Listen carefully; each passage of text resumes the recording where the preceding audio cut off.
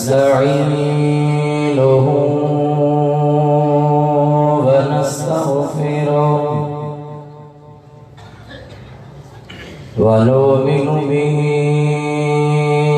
व नतवक्कलु अलैहि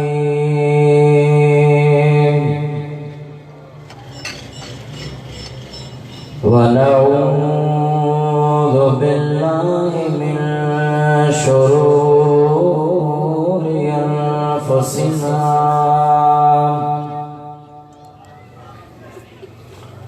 व मिन सय्यिआति अअमालिना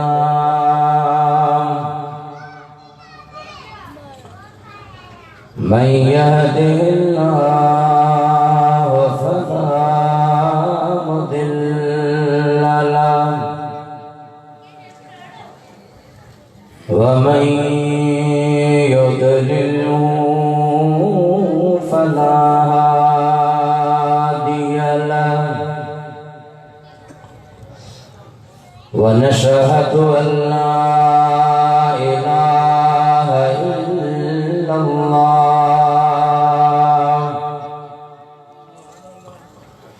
वहदहु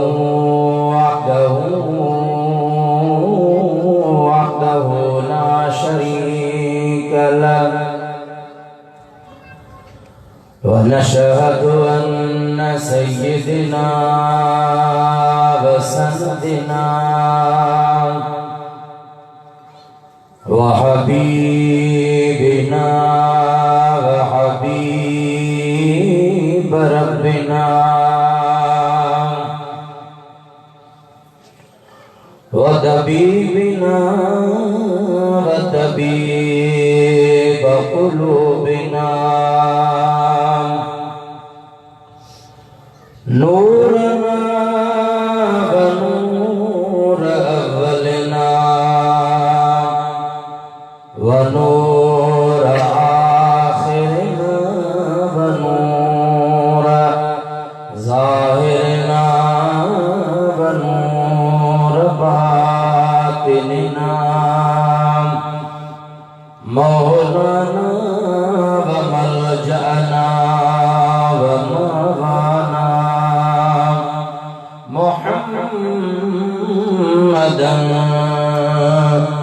अब्दुहु व रसूलुहु अऊज़ु बिल्लाहि मिनश शैतानिर रजीम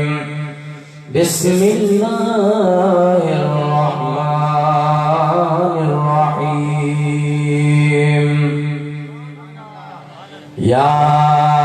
अय्युहन नासु क़द जाअकुम बुरहानुम मिन रब्बिकुम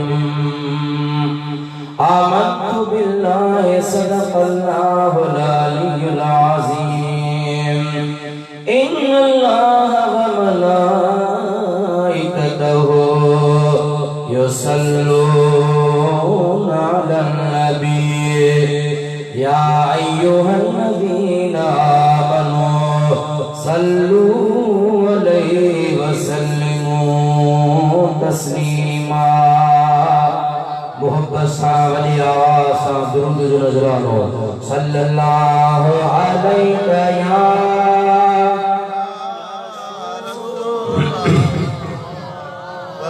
मोहब्बत सावली आवाज़ सा सल्लल्लाहु अलैहि या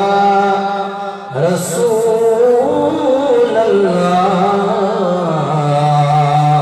व सल्लम अलैका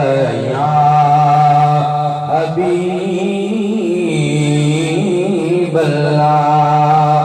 माशाअल्लाह सब आशिक़ी रसूल विचायो दुरूद जो आवाज़ नाही वही आवाज़ सा मोहब्बत सा गायो सल्लल्लाहु अलैका या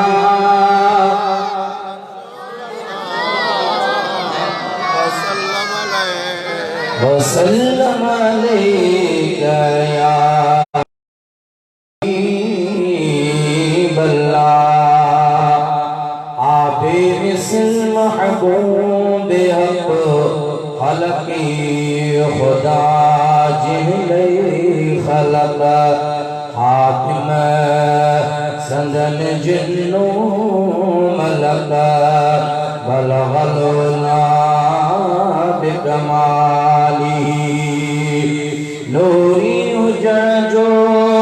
हियो निशान आया रोशन जो जहान तमे क्या ज़मीनो आसमान शफत जा बिजमाली दिल जी दुआ मंजूर थी दुनिया का ज़ुल्मत दूर थी यो मुल्क सारो नूर थी हसनत जमी साली आजिज़ उन जो गुलाम पर तो सलाम ये विर्द सुबह शाम सल्लो अलैहि वालिही अल्लाहुम्मा सल्लि अला सय्यिदिना महबूबिना व मुर्शिदिना मुहम्मद व अला आलिही व अस्हाबिही अजमाइन।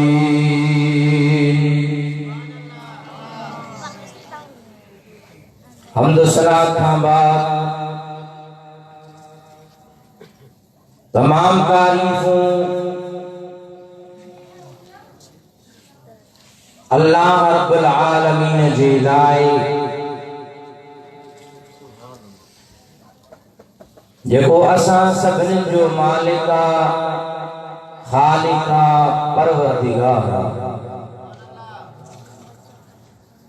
लखे दुरूद व सलाम उन महबूब ताजदारे मदीना करार कल्ब सीना मुअत्तर पसीना फैज़ गंजीना हुजूर पुर नूर सल्लल्लाहु अलैहि व आलिहि वसल्लम जी ज़ात बाबरकात जी मथा जी महबूब जी सदके अल्लाह हिन पूरी कायनात के वजूद में आंदो वॾे आवाज़ सां सुभान अल्लाह। मूंखे एहसास आहे तव्हां इन दादू शहर में मुसलसल पहिरीं रबीउल अव्वल खां वठी मीलाद जे जलसन में अचो पिया अवां खे थकावट हूंदी ज़रूर मूंखे एहसास आहे थध बि आहे सर्दी बि आहे पर इंशा अल्लाह कुछ घड़ियों कुछ टाइम मोहब्बत सां वेहो कन खोले वेहो उन दिल सां वेही मदीने जे मीर जो शान महबूब जो मकाम महबूब जी अजमत जो बयान आका अलैहिस्सलाम जी अजमत जो खिताब ॿुधंदो यकीनन असां जो ईमान अहले सुन्नत जो अक़ीदो आहे असां जो अल्हम्दुलिल्लाह इहो तसव्वुर ऐं ख़्याल आहे त मदीने जे मीर जे सदके अल्लाह असां जा बेड़ा पार फरमाए छॾींदो। जेकी दोस्त पोइते वेठा आहिनि उन्हनि खे गुज़ारिश आहे त अॻियां हलिया थोरो अॻियां हलिया मज़ो नाहे महफ़िल में अवां परे परे वेठा हो अवां जो दीदार न पियो थी सघे थोड़ा अवां पंहिंजा चेहरा मुबारक और ते खणी ईंदो त इंशाअल्लाह ही फ़कीर अवां जो दीदार कंदो त इंशाअल्लाह मदीने जे मीर जे सदके बेड़ा पार थी वेंदो। सुभान अल्लाह।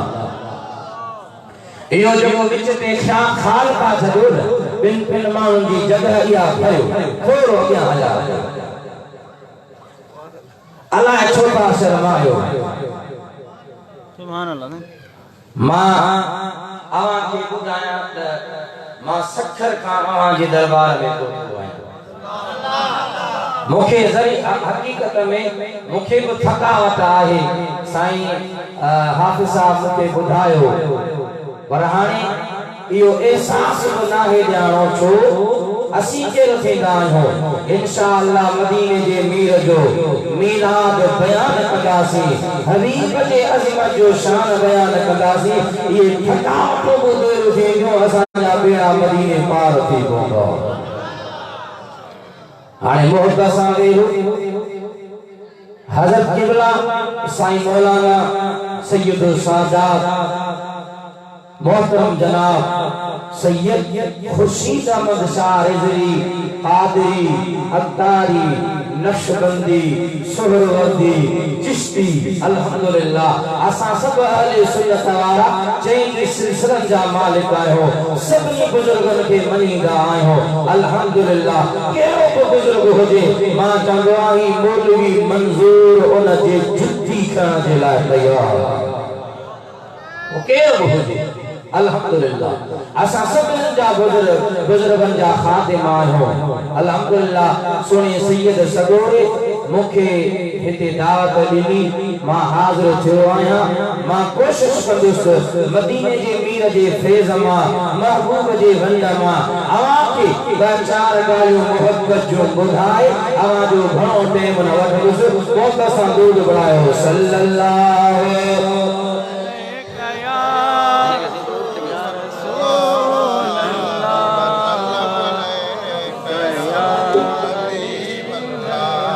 अन्या दुरूद जो आवाज राही वडी आवाज सल्लल्लाहु अलैहि या रसूल अल्लाह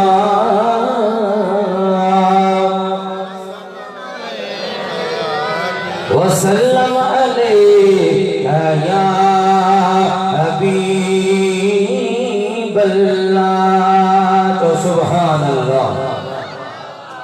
अल्लाह ताला कुरान मजीद में इरशाद फरमाया या अय्युहन नास क़द जाअकुम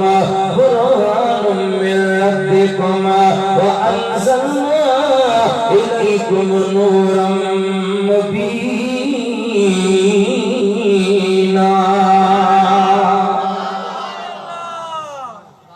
जितरो भलो कुरान पढ़ो ओतरो सुभान अल्लाह जो आवाज ना आयो। अन्या वडी आवाज मुझे हबीब जा आशिक अल्लाह ताला कुरान मजीद में शान फरमाया या अय्युहन नास ए इंसान ए दुनिया वारो क़द जाअकुम तबीक आयो अहादे बुरहानुम मिन आवाज रब जी तरफा बुरहान छा आयो बुरहान वडे आवाज छा आयो बुरहान। अल्लाह से ये कौन जो या अय्युहल्लज़ीना आमनू क़द जा आमन चया तपो तखसीस थी वने हा यानी सिर्फ ईमान वारन लाए। पर अल्लाह फरमायो या अय्युहन नास ए इंसानो इंसान मा मुराद मुसलमान बाहिल गैर मुसलमान बाहिल यहूदी बाहिल ईसाई बाहिल हर वो मानो जिनके अल्लाह ताला दुनिया दे पैदा फरमाया ए इंसानो ए दुनिया वालो क़द जाअकुम तबीक यो अमादे बुरहानुम मिन रब्बिकुम आवाज रब की तरफा बुरहान। बुरहान मा मुराद दलीला बुरहान मा मुराद हुज्जत आहे। बुरहान उन दलील के जेबो आहे जो इनकारी इनकार करारो इनकार न करे सके। बुरहान छाके जेबो वो चिट्टो दलील इने तो जो दोस्तों बुरहान वो चिट्टो दलील जो इनकार न करे सघे मुझे महबूब जो इहो मकाम हुयो इहो मर्तबो हुयो जो महबूब सल्लल्लाहु अलैहि वसल्लम जॾहिं अबू जहल जे पुट जे लाइ फरमायो त अबू जहल जे पुट खे बघड़ खाए फाड़े चीरे मारे छॾींदो त अबू जहल जे पुट रस्तो जेको हिफ़ाज़तदार वधाए छॾियो पंहिंजी फौज वधाए छॾी छो त महबूब जी ज़बान मां जेके अल्फाज़ मुबारक निकता उहे सच्चा अबू जहल पंहिंजे पुट खे चयो त पुत्र तूं जेतिरो चाही हिफ़ाज़त जो रस्तो वधाए छॾ पर ॿुधी छॾ मदीने जे मीर जेको कुझु फरमायो आहे इहो थी रहंदो छो त मदीने जे मीर जी ज़बान अल्लाह जी तरफ़ां वही आहे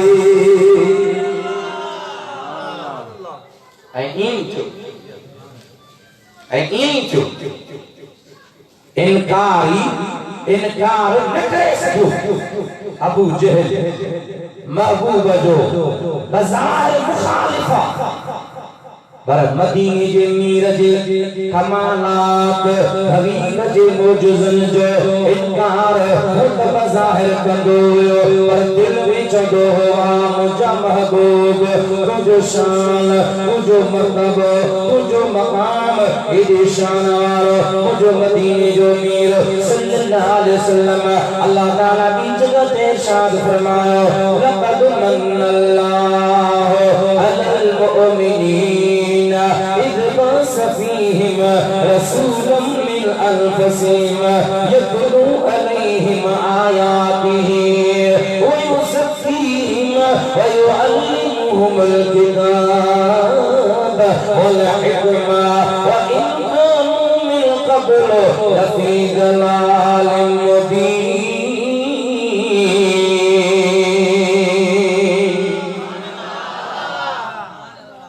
अल्लाह ताला फरमायो ही मुझो एहसान ईमान वारन जे मथा है कंजे मथा है वडे आवाज जो कंजे मथा है लक़द मन्नल्लाहु अलल मुमिनीन ईमान वारन जे मथा रब जो एहसान मौला केरो एहसान वरी अल्लाह ताला भी जगह पे शान फरमायो कुल बि फज़लिल्लाहि व बिरहमतिही फबिज़ालिका फलयफ़रहू हुवा खैरुम मिम्मा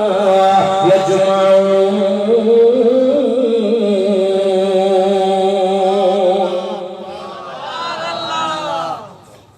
वडे आवाज़ जो सुभान अल्लाह अल्लाह ताला फरमायो मुझा हबीब जॾहिं दुनिया वारनि खे अल्लाह जी तरफ़ां फज़ल मिले ऐं रहमत मिले त पोइ छा कनि फबिज़ालिका फलयफ़रहू अल्लाह ताला जे फज़ल ऐं रहमत मिलण जे ख़ुशीअ में झूमनि ख़ुशि थियनि व खैरुम मिम्मा यजमऊन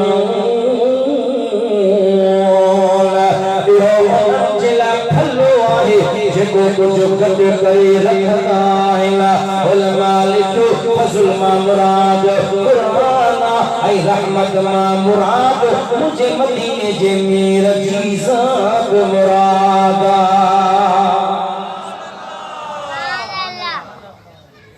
असांजे सिंध जे अज़ीम शाइर हज़रत साईं गुलाम नबी महेश रहमतुल्लाह अलैहि पहिरियों नथो सोचे नथो सानी को यतीमन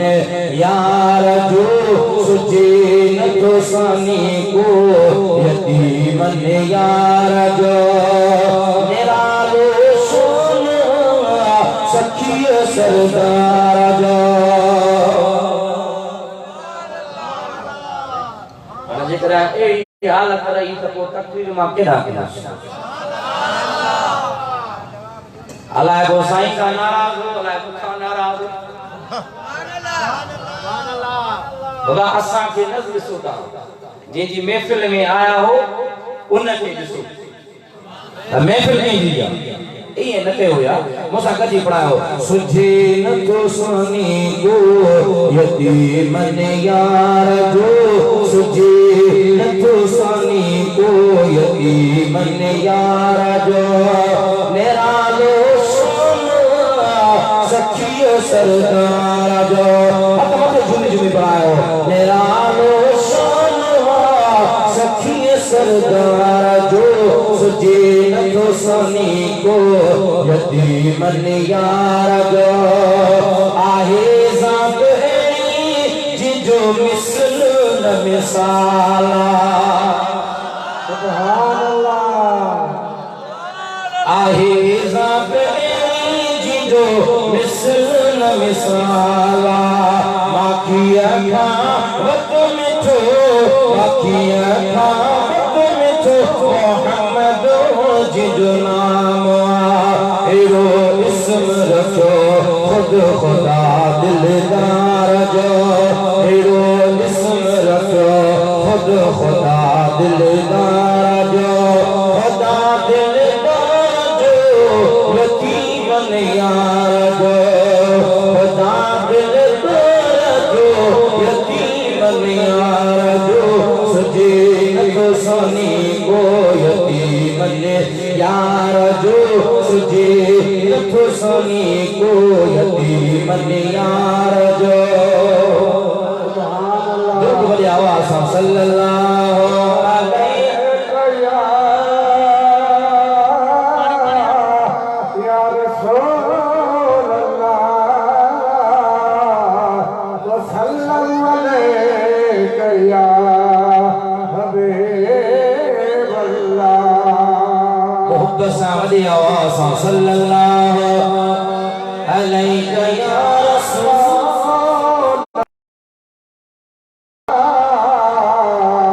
व सल्लल्लाहु अलैहि या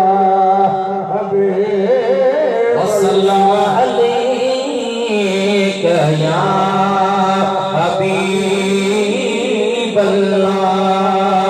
मुझे मदीने जी मियां आशिक मुझे हबीब जे मिलाद में अचण वारो अर्ज़ पियो कयां त अल्लाह ताला फरमायो हे दुनिया वारो मां अहांखे चिट्टो दलील मोकिलियो ओ दलील केरा अल्लाह तबारक व तआला बि जगह ते छा फरमायो अद जाअकुम मिनल्लाहि नूर व किताबुम मुबीन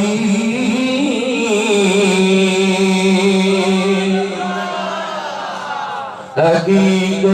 जाअकुम मिनल्लाहि अल्लाह की तरफां नूर आयो उलमा इकराम लिखो आए वल मशहूर उसिमुन नबी सल्लल्लाहु अलैहि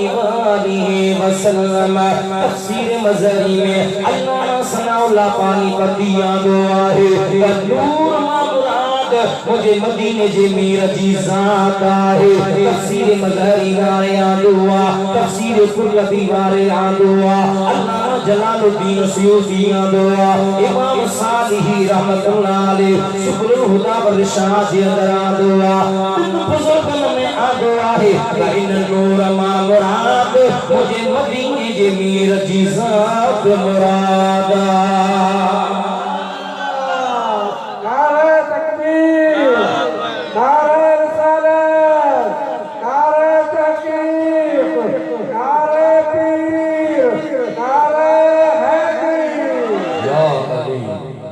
आले सुन्नत जी हिक हिक किताब में तफसीर में आ पढ़ंदो त नूर मुराद के आके यो खबर पहुंची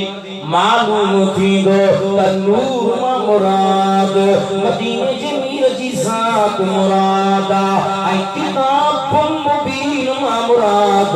अल्लाह जो कुरान मजीद मुराद अल्लामा काजी सनाउल्लाह पानी पत्ती बड़े सगीर जो मोदबर आलिमा उन तफसीर मज़हरी जे अंदर आंदो अल्लाह हर इंसान के हकीकतूं ॾिनियूं आहिनि। सुभान अल्लाह। घणियूं हकीकतूं? हाणे मां थोड़ी गुफ्तगू करे वो इंशाअल्लाह हिकु ॻाल्हियूं मोहब्बत जूं मिलाद जे मुताबिक़ अर्ज़ करे पंहिंजी जॻह वठंदुसि। चओ सुभान अल्लाह। चओ नारे तकबीर। वॾे आवाज़ सां चओ नारे तकबीर, नारे रिसालत, नारे तहक़ीक़, नारे हैदरी। अल्हम्दुलिल्लाह दादू शहर जा मशहूर बुजुर्ग हज़रत क़िबला पीर तरीक़त रहबरे शरीयत मुहिब्बुल फुक़रा साईं क़िबला पीर अली मोहम्मद जान नक्शबंदी दामत बरकातहुल क़ुदसिया तशरीफ़ फरमा थिया आहिनि। ही फ़कीर साईं जन खे भलेकार चए थो ऐं अल्हम्दुलिल्लाह सदर महफिल साईं जी सदारत महफिल माशाअल्लाह अॼोकी महफिल साईं क़िबला साईं जी सदारत में अल्हम्दुलिल्लाह रवा ही दवा है।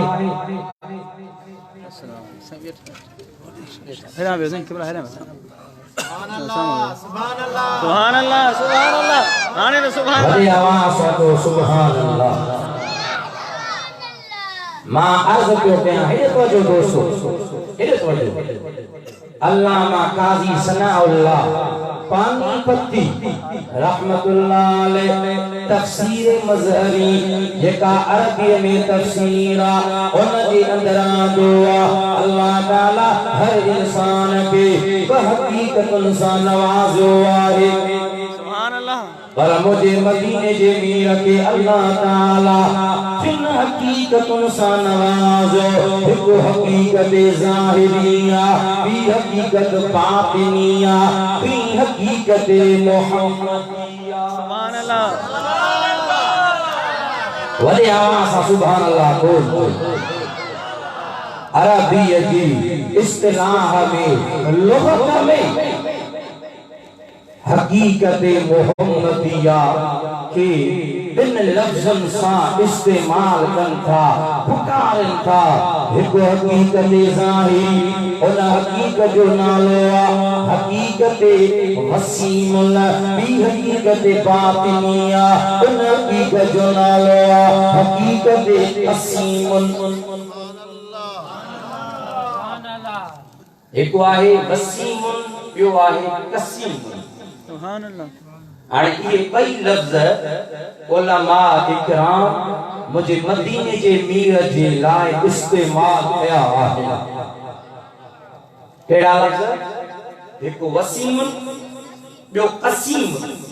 तवज्जो सां ये ॿई लफ़्ज़ पंहिंजे ज़हन में रखिजो। मां हाणे अहम मौज़ू ते पियो हलां। हिकु वसीमुल ॿियो कसीम। थी सघे ये लफ़्ज़ पहिरियों दफ़ो दादू शहर में ॿुधा हुजनि। अल्हम्दुलिल्लाह इन आजिज़ उन तफसीर मां मुख़्तलिफ़ किताबनि मां उहे हवाला मां अव्हां जे अॻियां अर्ज़ कया आहिनि। अल्लामा सनाउल्लाह पानीपती आंदो वसीमुन महबूब जे उन हुस्न खे चइबो आहे जिथे ॾिसण खां पोइ करार न अचे दिल बार बार उनखे ॾिसण चाहे नज़र सिराब न थे। सुभान अल्लाह। हां सही बात। सुभान अल्लाह। समझ में ॻाल्हि आई का कोन आई? वसीमुन उन हुस्न खे चइबो आहे जिथे ॾिसण खां पोइ करार न अचे दिल बार बार उनखे ॾिसण चाहे अखियूं सिराब न थियनि उनखे हुस्न मुस्तफ़ा चइबो आहे। उन हुस्न खे उलमा वसीम जो लफ़्ज़ इस्तेमाल कयो आहे। वसीमुल इन लफ़्ज़ खे चइबो आहे जो मदीने जे मीर जी दरबार में जॾहिं सहाबा ईंदा हुया त उन्हनि खे करार न ईंदो हुयो। हक़ीक़त जो हिकिड़ो मुस्तफ़ा जो कमाल ॾिसंदा हुया वरी हया ईंदा वरी वापसि ईंदा अर्ज़ कंदा या रसूल अल्लाह जॾहिं असां जो दीदार कंदा आहियूं त असां जो दिलियूं भरजी वेंदियूं दिलुनि खे करार अची वेंदो आहे पर जॾहिं असां वापसि पंहिंजे घर ते रवाना थींदा आहियूं ईअं सम्झंदा आहियूं त असांखे के बरह साल गुज़री विया आहिनि। अल्लाह अकबर या रसूल अल्लाह हक चार यार दम दस्तगीर एक आहे वसीम ॿियो आहे कसीम ऑफ सीन या मीम कसीम तवज्जो सां ॿुधो ही मिलाद जो क़याम कसीम मुझे मदीने जे मीर जे उन हुस्न खे चइबो आहे आवाज़ सां जो सुभान अल्लाह। मां कोशिश पियो कयां तव्हां खे ॻाल्हियूं सम्झाईंदो हलां अटे जो गोबाटो न थियो समझो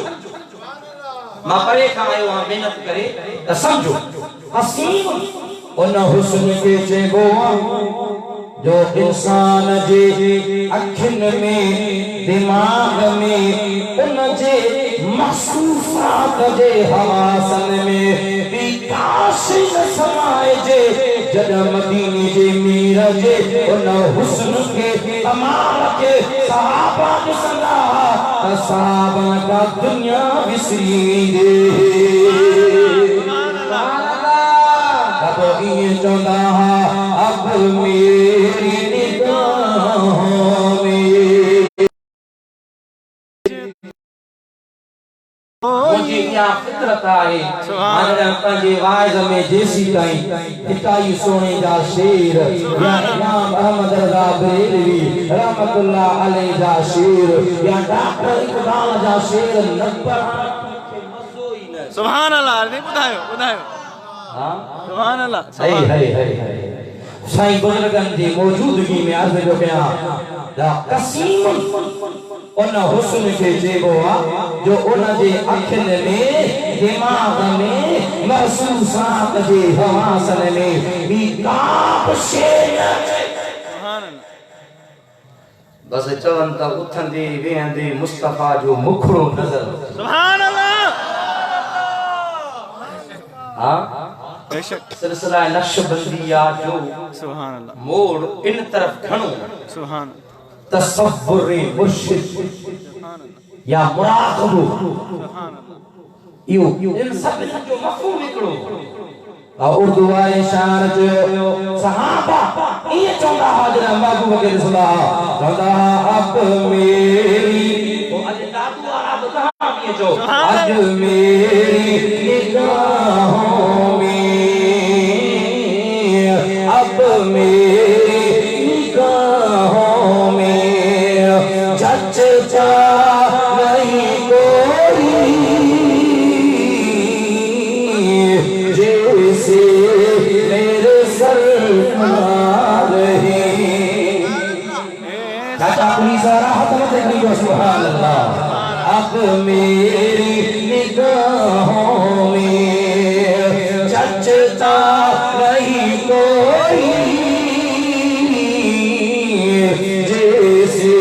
मेरे सरकार है वैसा नहीं कोई अब मेरी निगाहों में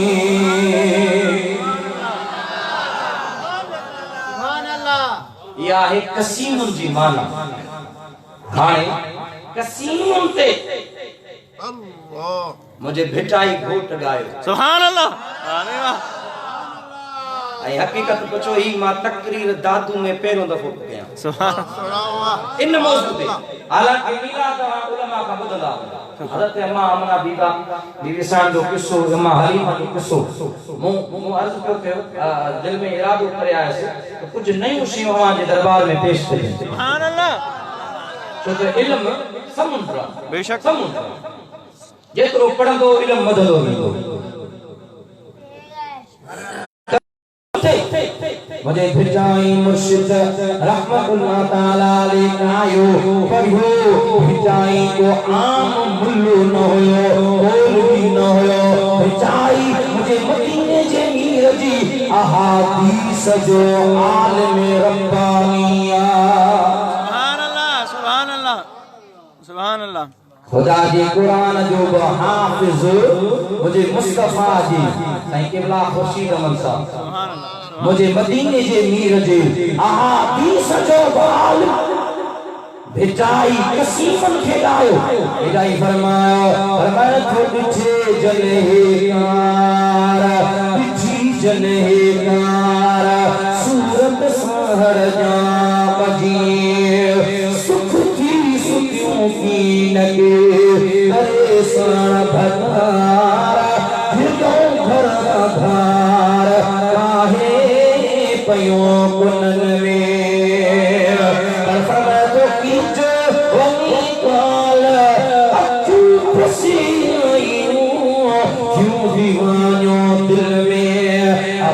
लगन आर रिहा करार सुखियों की नसीहत से कर दो आखिर के आओ जाके झलूं पानियां। सुभान अल्लाह।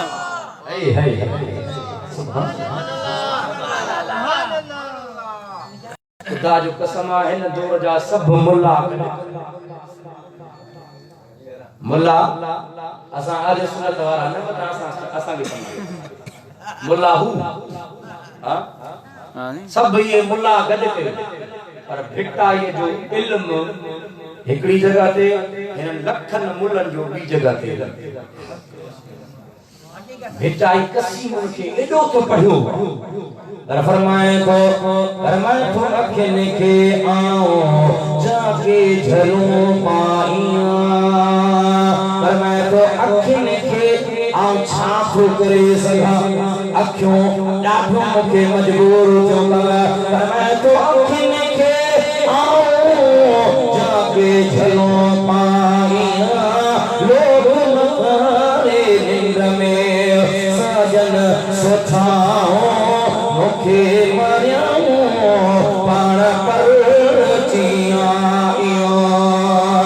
अखिन पाची मत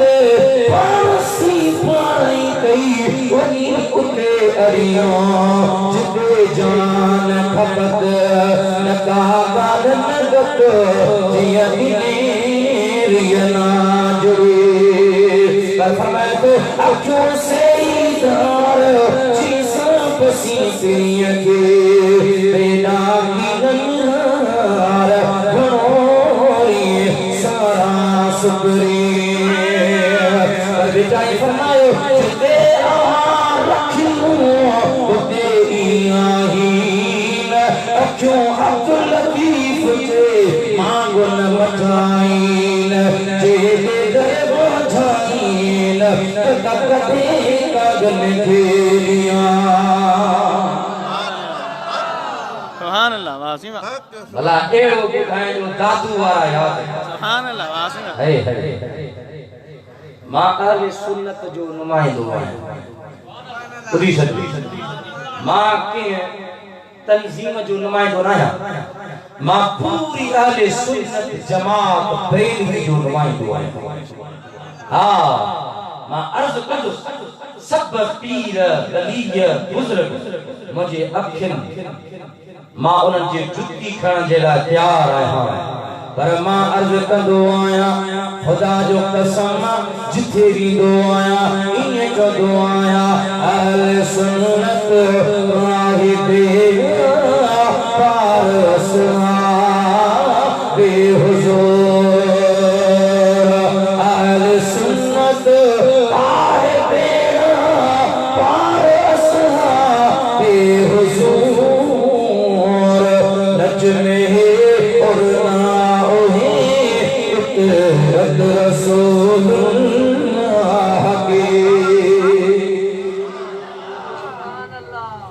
या वो कसीम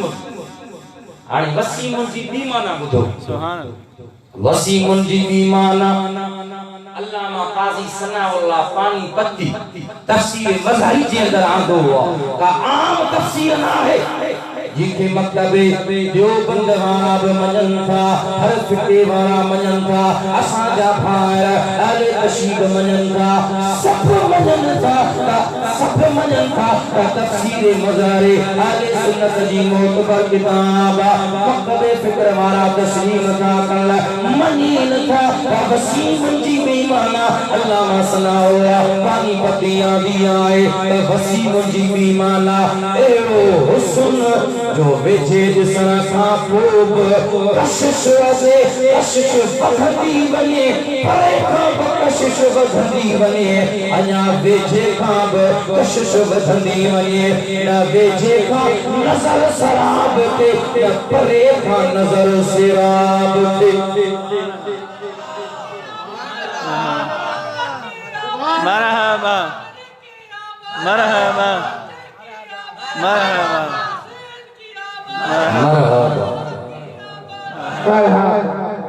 बुधी सजो दादू वारो असां अहले सुन्नत अमन जी जमात आई असां भाईचारे जी ॻाल्हि था कयूं अमन अखुवत मोहब्बत दर्द उन जो ॾियूं था कहिड़े बि मक़सद सां ताल्लुक़ रखे पंहिंजे अंदाज़ में रहे पंहिंजी हैसियत में रहे पंहिंजे उन मक़सद फिक्र सां भली लाॻापियल हुजे पर जेकर असांजे अक़ीदनि ते हमलो कंदो त पोइ असांखे हमलो उन हमले जो जवाब ॾियण बि अचे थो असां वरी बि कंदासीं मुंहिंजो पैगाम मां सॼी सिंध में वञा थो पूरे मुल्क में वञा थो मां अमन जो पैगाम थो ॾियां त हर मक़सद फिक्र वारो कोशिश करे पंहिंजे उन दायरे में रहे असां अहले सुन्नत ई अर्ज़ कंदा आहियूं तो सुभान अल्लाह जे मुझे मुर्शिद हिताई घोट दा करे हित दे चयो मैं तो मारो चा क्या बघना मुझो पनो सिर संभिल चके ते चढ़े तो बढ़ मथा मासूर हो कदरी दो हथरा मुझे मदीने जे मीर जाशिब वसीम जी बीमाला ओए हुस्न जो वेझे ॾिसण पोइ उन जी कशिश वधंदी वञे परे खां बि कशिश वधंदी वञे हज़रत इमाम अहमद रज़ा बरेलवी रहमतुल्लाह ताला अलैह इन वसीम खे ॻायो पंहिंजे किताबनि जे अंदरि बयान फरमायो हज़रत इमाम अहमद रज़ा मदीने जे मीर जे वजूद ते आयो महबूबनि जे कमालात जे मौजज़नि ते आयो महबूबनि जे चश्मानी मुक़द्दस आखिरी जो बयान फरमायो हबीब जे यदन मुबारक जो बयान फरमायो हबीब जे सनाया उलिया जे कहे महबूबनि जे उन ज़बान के बयान फरमायो हबीब जे इंसानी क़ल्ब के बयान फरमायो महबूबनि जे पाक कुल्हनि के बयान फरमायो हबीबनि जे पाक कुल्हनि मुबारकनि के बयान फरमायो इमाम अहमद रज़ा अखिन के बयान कले बयान फरमायो जे तो जिस तरफ उठ गई दम में दम गया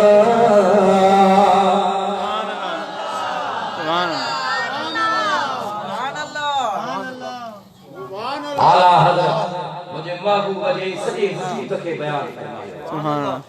अल्लामा काज़ी सनाउल्लाह लिखियो त कुरान करीम में 30 सिपारनि में 183 आयतूं अहिड़ियूं आहिनि जन में सिर्फ अल्लाह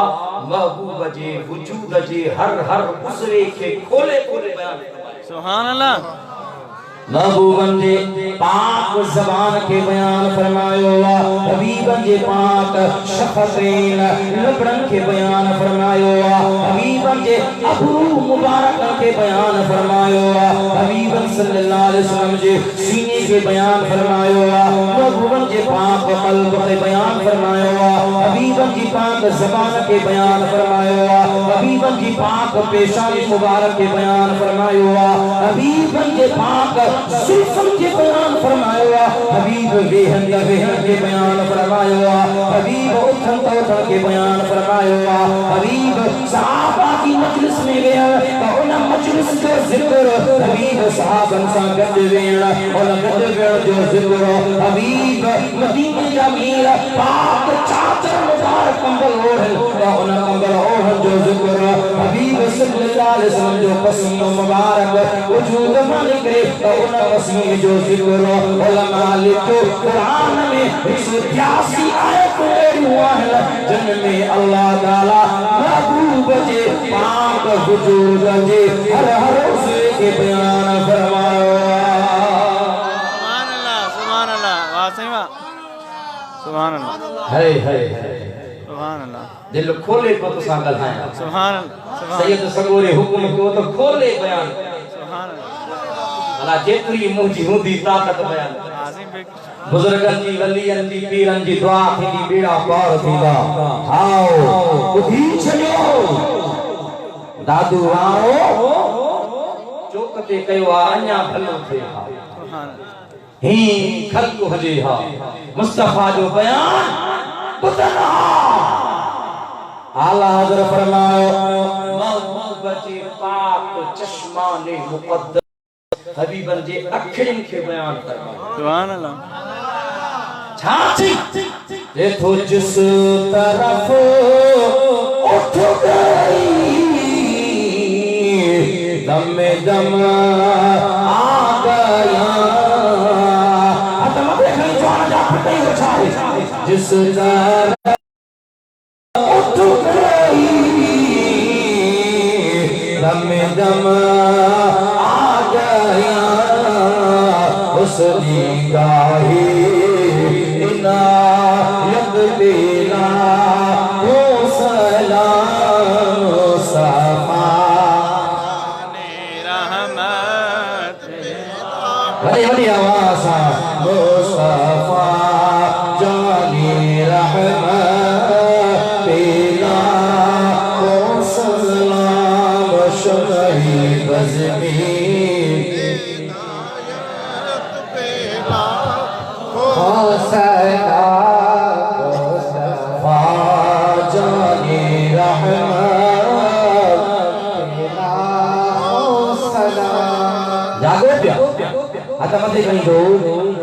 आला हज़रत अन्या महबूब बंदे पाक कुरान के बयान फरमायो फरमाया तो पतली पतली कोली खुद से की पत्तियां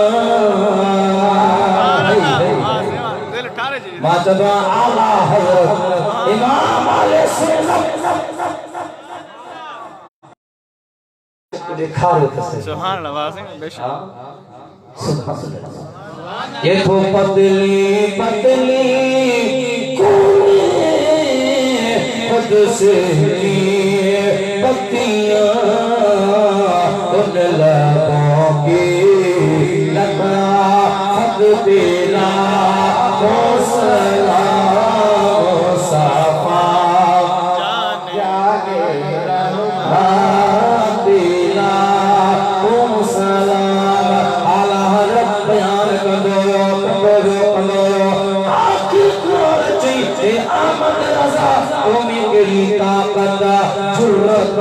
जो मुझे महबूब जो शान बयान करे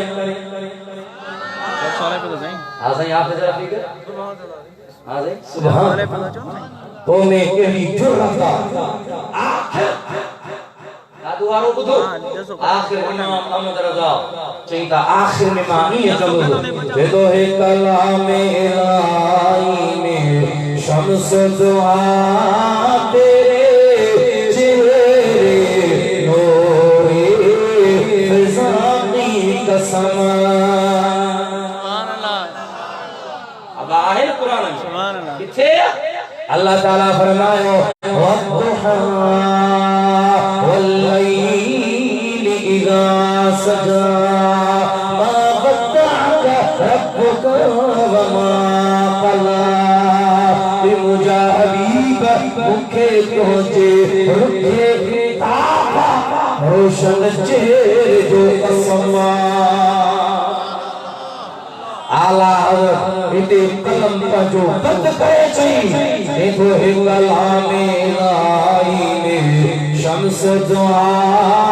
तेरे चेहरे नूरे फिजा की कसम कसम शब्दे इकरार में राज ये था कि हबीब के जुल्फे खुदा की कसम कलाम इलाही में शम्स दुआ तेरे चेहरे नूरे फिजा की कसम कसम शब्द तार में राज ये था कि हबीब के जुल्फे खुदा की कसम वदे आवाज़ को सुभान अल्लाह मदीने जिमीर जी आमद जो जिक्रा हबीब जी कमाला जो बयाना हबीब जी मौजज़ात जो बयाना मुझे मदीने जिमीर सल्लल्लाहु अलैहि वसल्लम हदीस पाक में बयान फरमाया आका फरमाता हल तरुना क़िबलती हाहुना वल्लाहि मा यख़फा अलैया रुकूअकुम वला खुशूअकुम इन्नी अराम तरुना व इन्नी अस्मउ वला तस्मऊन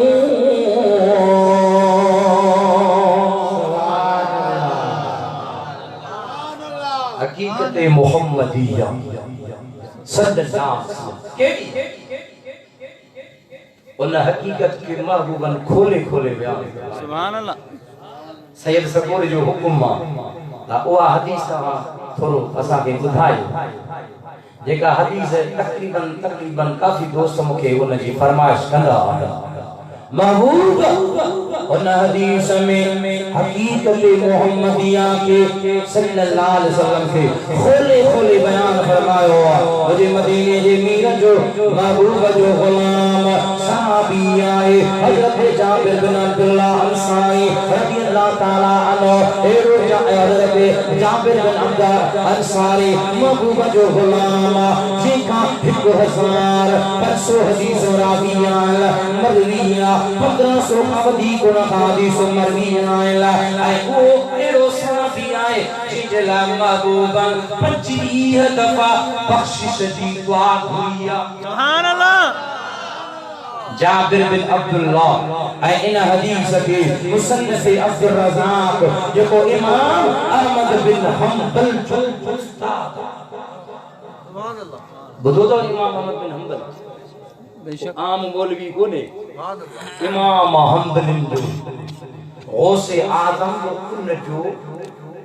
पेरोकार उन जी मसलक में उन जी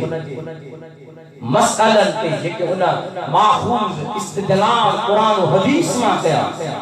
हजरत पीराने पीर हंबली तरीके जो उन तरीके से नमाज पढ़ो हो चार इमाम असा के अखिल जाचार असा हनफियत रखारा आयो इमाम अबू हनीफे जा कायल आयो उन जी तकलीद कंदायो ये उहो इमाम अब्दुल रज़ाक जेको इमाम अहमद बिन हंबल जो उस्ताद पंहिंजे किताब जे अंदर हदीस आंदी आहे हाणे तवज्जो सां हदीस ॿुधो वॾे मदीने जे मीर छा बयान फरमायो अब्दुल रज़ाक अमर अन बिल मुल्कदिर अन जाबिर आल सल्लल्लाहु अलैहि वसल्लम अन अव्वल शैइन खलक़हु अल्लाह तआला हुवा नूर नबिय्यिक या जाबिर खलक़हु अल्लाह ثم خلق فيه كل خير وخلق بعده كل شيء وحين خلقه وقامه قدامه من مقام القرب 12,000 سنة ثم جعله 4 أقسام وخلق العرش والكرسي من قسم وحملة العرش وخزنة الكرسي من قسم وأقام القسم الرابع في مقام الهد 12 ألف سنة ثم جعله 4 أقسام فخلق القلم من قسم والجنة من قسم واللوح من قسم ثم أقام القسم الرابع في مقام القرب في مقام الخوف 12 ألف سنة ثم جعله 4 أجزاء فخلق الملائكة من جزء والشمس من جزء والقمر والكواكب من جزء وأقام الرابع الجزء في مقام الرجاء 12 ألف سنة ثم جعله 4 أجزاء وخلق العقل من جزء والعلم من جزء والعلم والحكمة والإسمة من جزء والتوفيق من جزء وأقام الجزء الرابع في مقام الحياة 12 ألف سنة ثم نزل الله عز وجل إليه فترشح النور عرقا فقدر منه 100 ألف و24 ألف و4 آلاف قدرة من نورنا فخلق الله من كل قدرة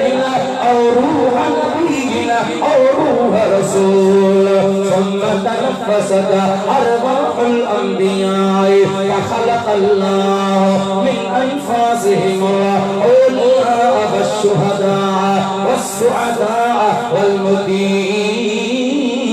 إلى يوم القيامة فالعرش والكرسي من نور والكروبيون من نور والروحانيون من نور من نور والجنة وما فيها من النعيم من نور والملائكة السماوات السبع من نور والشمس والقمر والكواكب من نور والعقل والتوفيق من نور والشهداء والصالحون والصالحون من نور ثم خلق الله 12 ألف حجاب فأقام الله نوري وهو الجزء الرابع وهي مقامات العبودية والسكينة والصبر والصدق واليقين فغمس الله ذلك النور في كل حجاب 1000 سنة وهي مقامات العبودية في مقام العبودية والسكينة والصبر والصدق واليقين فغمس الله ذلك النور في كل حجاب 1000 سنة فلما خرج الله النور من الحجب ربقه الله في الأرض فكان يضيء منها بين المشرق والمغرب السراج في الليل المظلم ثم خلق الله آدم من الأرض فرتب فيه النور في جبينه ثم انتقل منه إلى شيس وكان ينتقل من طاهر إلى طيب ومن طيب إلى طاهر إلى أن أرسله الله إلى أن وصله الله صلب عبد الله ابن عبد المطلب ومنه إلى رحم أمي أمنة بنت وهب ثم أخرجني إلى الدنيا فجعلني سيد المرسلين وخاتم النبيين ورحمة للعالمين وقائد البر المهجلين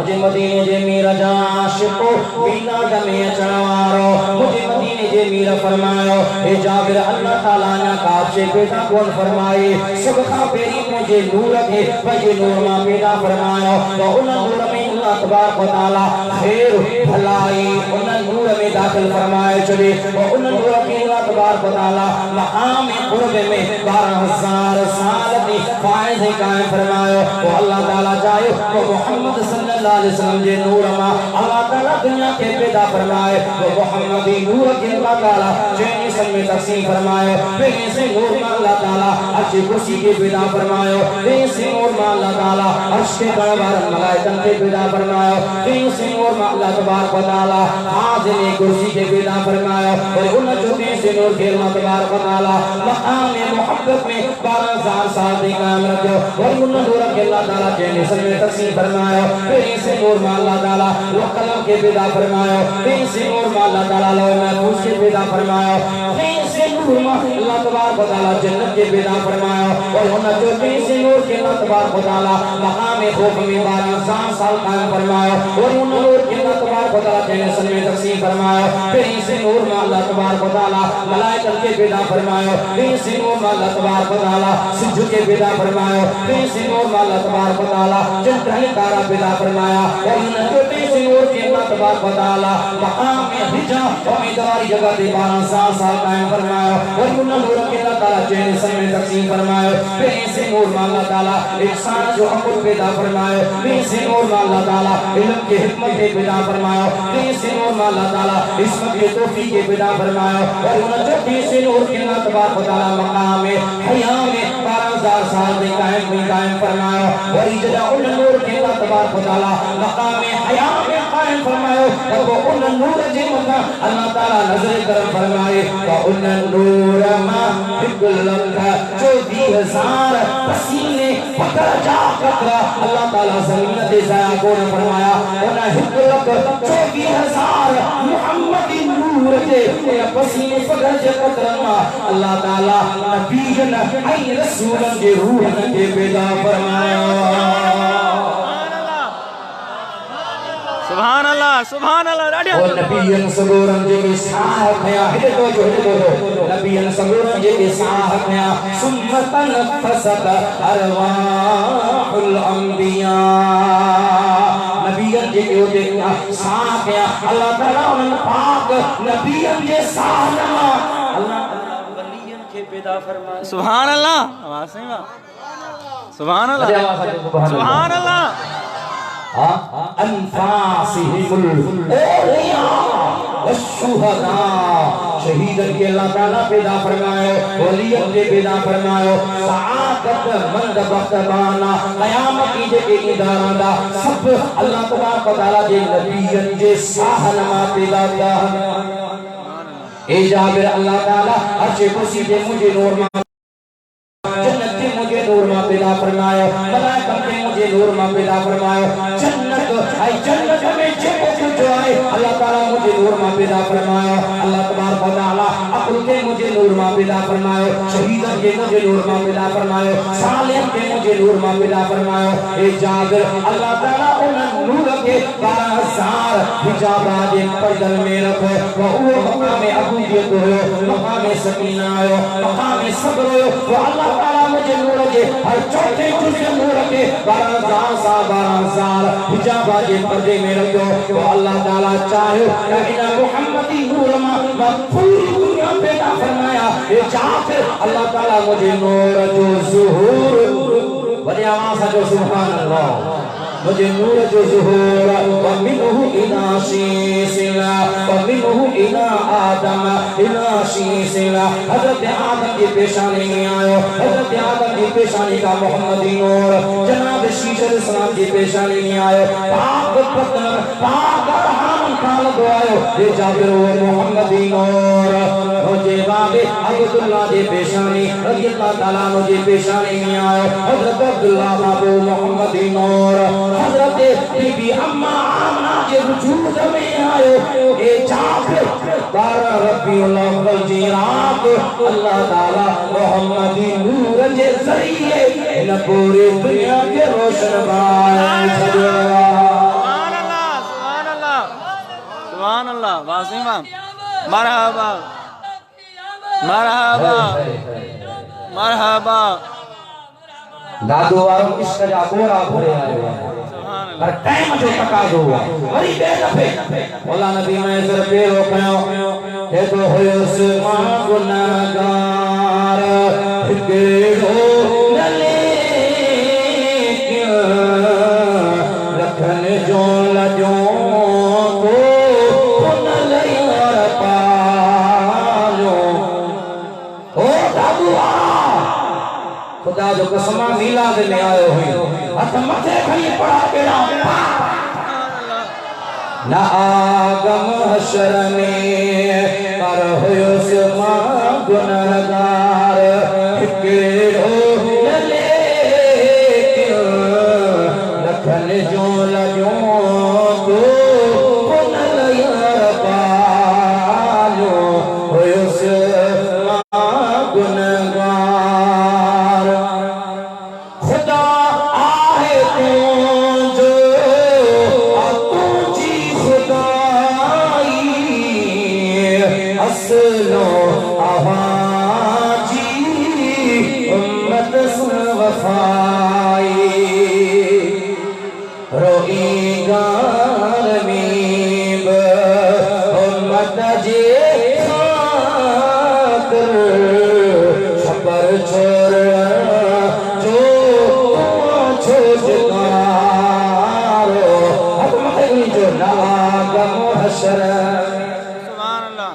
ना आयो निदक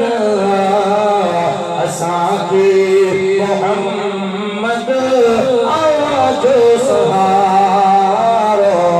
हशर में हजारी नबी क्या बऊदा मगर तो खुदा के सबन का पिया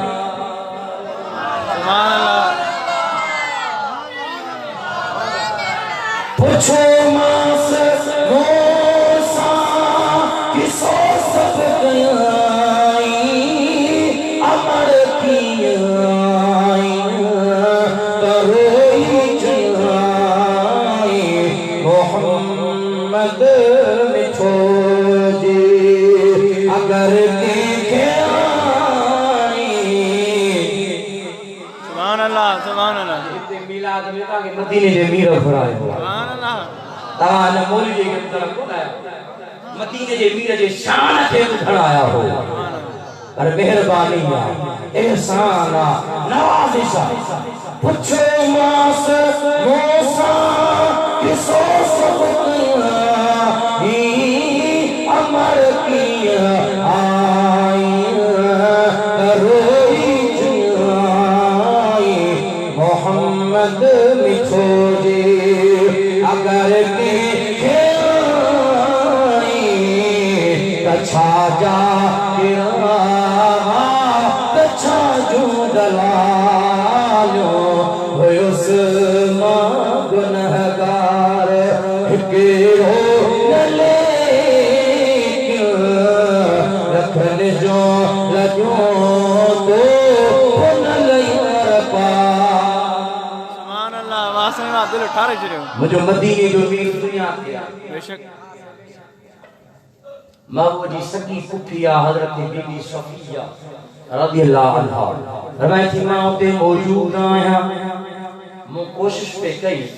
महबूबन के खड़ा महबूबन के वेंजाया पाक साफ कराया मुझे महबूबन के दिठो मुस्तफा जी पाक रोशन चेहरे सुभान अल्लाह उर्दू वाली छाछ इथो न बन सकी है न बन सकेगा मिसाल तेरी जहां में सा आवाज जो सुभान अल्लाह है ए उर्दू वाली छाछ ये तो मोहम्मद हमारे बड़ी सुन वाले सुभान अल्लाह सबनी वाली क्यों नहीं पढ़ाओ मोहम्मद हमारे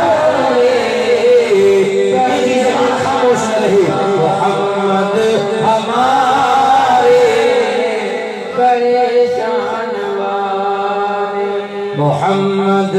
हमारे परेशान वाले लगाते हैं नारा ये ईमान वाले मोहम्मद हमारे परेशान वाले वो नबियों में रहमत लक़ब पाने वाले मुरादे गरीबों के बरलाने वाले वो अपने पराए का गम खाने वाले मुसीबत में गैरों के आने वाले मोहम्मद हमारे मोहम्मद हमारे परेशान वाले वो आसी को अपनी में अपनी छुपा ले जो दुश्मन को भी जख्म खाकर दुआ दे इसे और क्या नाम देगा ज़माना अरे ये रहमत नहीं है तो फिर और क्या दे झूठ झूठ के पढ़ाइए ये रहमत नहीं है तो फिर और क्या है मोहम्मद हमारे परेशान वाले लगाते हैं नारा ये ईमान वाले मोहम्मद हमारे परेशान वाले जो सुभान अल्लाह बीबी सफिया दी फरमाए महबूबत पाक चेरे मोती मुझो अखियों थ्यों ॾिसण महबूब जो कमाल महबूब जो चेहरो तके आवाज़ आयो ए बीबी सफिया तकलीफ न कर असां पंहिंजे महबूब के हक़ में ही प्यार करे ठाहे को दुनिया दे मोकिलियो दादू वारो सुभान अल्लाह देवी सफिया हैरान थी मूं ॾिठो महबूब जीअं सजदे में आया महबूब तोखे असांखे कुझु हाँ उम्मत खे ईज़ाउ अचे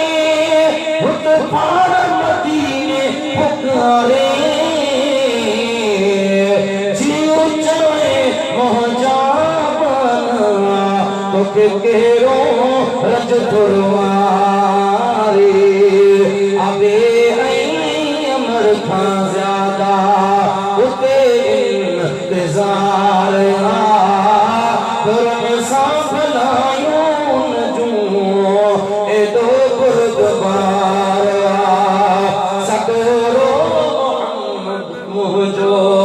सदा कुर्ब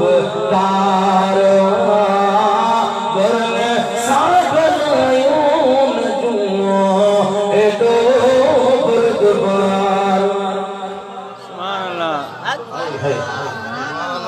कख पुरारी हर दम हारे रोज़ रसूल जायो जगती बीमार होरी भरी आना कुछ पे आयो असां वारी मुसलमान एक ॿिए जा दुश्मन मुल्लो मुल्ले जो दुश्मन अब आहे डॉक्टर जो दुश्मन मेरी गाल पूरी हसद बुग़्ज़ कीनो सभिन में काहे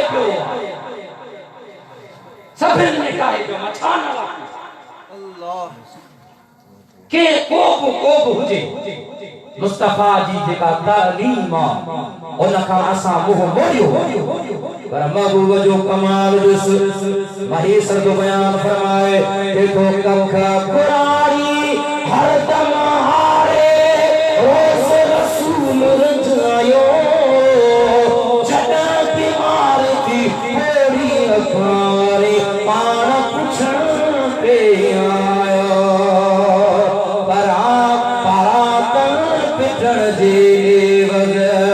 बचण ले तो त्यार वारने साफलायूं जो एडो परदबार सुभान अल्लाह अच्छा जा पुलिस वाला ही आहे कोने आहे वो छा मुसलमान आई नाले जाम पीर पीर के नसै मौलवी मौलवी के नसै टंगू कढींदा भली केर पूजे बिल्कुल सही गल हसद सार बुग़्ज़ मुलन में काहे पियो मार पे है मुलन के या बीमारी की बीमारी सही गल इन्नल्लाह ला युहिब्बु मन काना मुख्तालन फखूरा सुभान अल्लाह के पूजे अजकल जो मुल्लो हुजे या पीर हुजे या ज़ाकिर हुजे हक ये हलंदो जन बादशाही आहे या बीमारी काहे पया वडेरन में हुई पहिरा वडेरा ते वेचारा क्या अनपढ़ उन्हनि खे कुरान जी ख़बर ना आहे उहे त बधो ही ना वेचारा के गाल वो त बिना पर मौलवी में भी बीमारी काहे पई थोड़ो बलफ़ चवंदा सिखंदा किताब पढ़ी पीर साईं दरबार साईं जा बिन बुजुर्गन जा मौलविन जा चवंदा मुंहिंजो को मुफ्ती आहे वरी पुछा से बेचारे के माजी मारूफ जी खबर कोने इस्म फाइल जी खबर कोने सर्फ नहव जी खबर कोने गालियों मत महबूब